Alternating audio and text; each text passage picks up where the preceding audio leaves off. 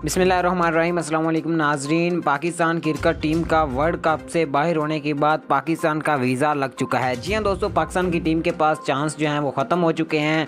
अब कोई चांस बाकी नहीं बचा। अब यही चांस बचा है कि पाकिस्तान की टीम वीज़ा पकड़े और पाकिस्तान वापस आ जाए। जी हाँ दोस्तों, पाकिस्तान की टीम वर्ल्ड कप से बाहर हो चुकी है। पाकिस्तान ने आज नीदरलैंड को इबरतनाक शिकस्त दी और इसके साथ साथ साउथ अफ्रीका जो है उसने इंडिया को इबरतनाक शिकस्त दी। शायद ये इंडिया की कोई यानी कि चाल थी कि पाकिस्तान की टीम को वर्ल्ड कप से बाहर किया जाए। पाकिस्तान की टीम वर्ल्ड कप से बाहर हो चुकी है। मज़ीद तफसीलात के लिए वीडियो को लाइक करें, चैनल को सब्सक्राइब करें ताकि मज़ीद ऐसी वीडियोज़ का नोटिफिकेशन आप तक बर वक्त पहुँच सके। आज नीदरलैंड के खिलाफ पाकिस्तान की टीम ने काफ़ी अच्छी कारकर्दगी का मुजाहरा किया। अगर पाकिस्तान की टीम पहले भी ऐसी ही कारकर्दगी का मुजाहरा करती तो शायद पाकिस्तान की टीम कभी भी वर्ल्ड कप से बाहर ना होती।